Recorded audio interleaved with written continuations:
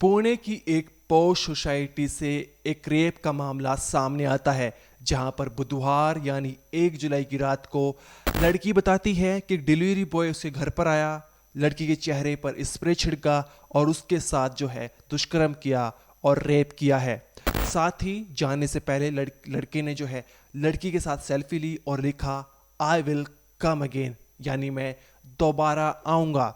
लेकिन अब ये केस पूरी तरह घूम चुका है, ये कहानी पूरी तरह से पलट चुकी है। जो लड़का अभी तक रेप का आरोपी बताया जा रहा था वो निर्दोष निकला, यहां तक कि वो एक मल्टीनेशनल कंपनी में आईटी इंजीनियर है। जांच पड़ताल में सामने आया है कि ये दोनों जो लड़का लड़की थे वे एक दूसरे को 1 साल से जानते थे और लड़का जो है वो कई बार लड़की के घर पर आ चुका है। यहाँ तक कि लड़का इस बार भी लड़की के सहमति से घर पर आया था और लड़की की सहमति से जो है वो सेल्फी ली गई थी। लेकिन जो फोटो पर टेक्स्ट लिखा था, जो सेल्फी पर टेक्स्ट लिखा हुआ था कि आई विल कम अगेन, वो लड़की ने लिखा था। लड़की ने जो है फोटो को एडिट करके थोड़ा सा क्रॉप करके और लड़के का चेहरा छुपा था और उस पर लिखा था आई विल कम अगेन। अब यहाँ पर सवाल उठता है कि जो लड़की ने ऐसा क्यों किया है। दूसरा सवाल ये है कि पुलिस ने कैसे फाइंड आउट किया, कैसे पता लगाया कि जो लड़का है वो निर्दोष है और लड़की जो है पूरी तरह से झूठ बोल रही है। तो इसके पीछे की कहानी आज हम आपको इस वीडियो में बताएंगे। नमस्कार, मेरा नाम अनिरुद्ध पवार, आप देख रहे हैं क्राइम तक। तो दरअसल जैसे कि हमने आपको बताया कि ये पुणे की एक पोस्ट सोसाइटी में मामला है। यहाँ पर फ्लैट में जो है लड़की और उसका भाई रहते थे और उस दिन जो है भाई कहीं बाहर गया हुआ था और लड़की के अनुसार जो है करीब 7:30 बजे एक डिलीवरी बॉय आता है और जैसे ही लड़की दरवाज़ा खोलती है तो उसके चेहरे पर स्प्रे छिड़क देता है और उसके बाद जो है लड़की के साथ रेप करता है और फिर जो है एक सेल्फी लेकर उस पर लिख देता है कि आई विल कम अगेन। अब यहाँ पर पुलिस की तमाम टीमें जो है इस केस को सुलझाने में लग गई थी। करीबन 10 टीमें, 5 क्राइम ब्रांच की और 5 लोकल पुलिस की टीमें, जिनमें करीब जो है 500 पुलिसकर्मी अलग अलग टीम में बटे हुए थे। जहाँ पर सबसे पहले सीसीटीवी देखा गया और सीसीटीवी में दिखाई दिया कि एक डिलीवरी बॉय जो है वो 7:30 बजे करीब अंदर आता है और करीबन 2-3 घंटे के बाद जो है वो वहाँ से उसी सोसाइटी से बाहर निकल जाता है। अब पुलिस उस डिलीवरी बॉय की तलाश में थी और गुरुवार को उस डिलीवरी बॉय को ढूंढ ले जाता है और उसको हिरासत में ले जाता है।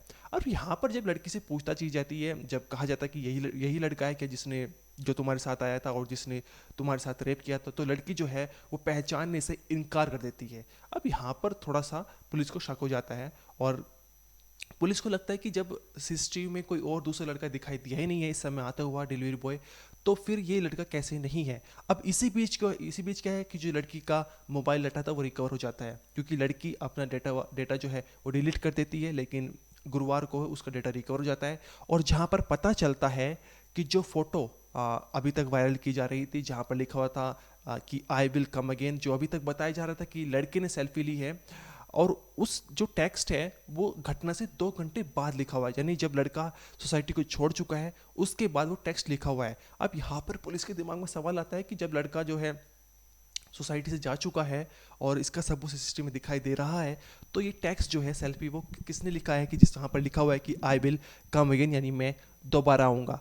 अब पुलिस को यहाँ थोड़ा सा संदेह होता है और वो लड़की से पूछताछ करती है और पूछताछ के दौरान जो कहानी सामने निकल कर आती है बहुत ही चौंकाने वाली है, जहाँ से ये पूरा केस पूरी तरह से पलट चुका है और कहानी जो है वो घूम चुकी है और पता चला है कि लड़की झूठ बोल रही है।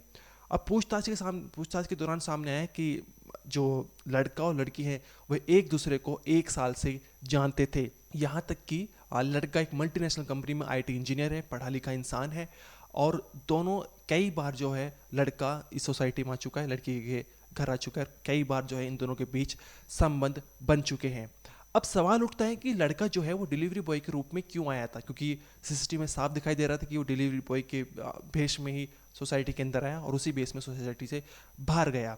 तो यहाँ पर सामने आया है कि जो लड़का है वो, ताकि घर वालों को पता ना चले, लड़की के घर वालों को, उसके भाई को पता ना चले, इसलिए वो डिलीवरी बॉय के भेष में आता था ताकि सभी को लगे कि कोई डिलीवरी बॉय आया है सोसाइटी में, उसका रिकॉर्ड ना रहे।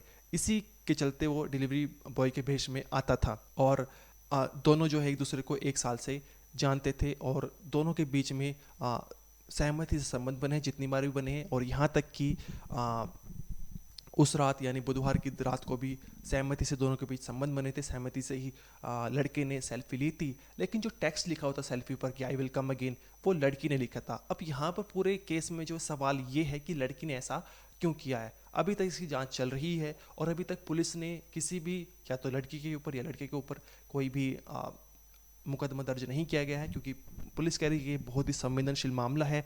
लड़के को हिरासत में लिया हुआ है लेकिन उसकी गिरफ्तारी अभी तक नहीं हुई है। अब इस पूरे मामले में क्या है, क्या भी जो भी अपडेट आएगी हम आपको ज़रूर बताएंगे। और आपका क्या कहना है इस मामले को लेकर कमेंट्स में ज़रूर बताइए। इस वीडियो में इतना ही, आप देखते रहिए क्राइम तक।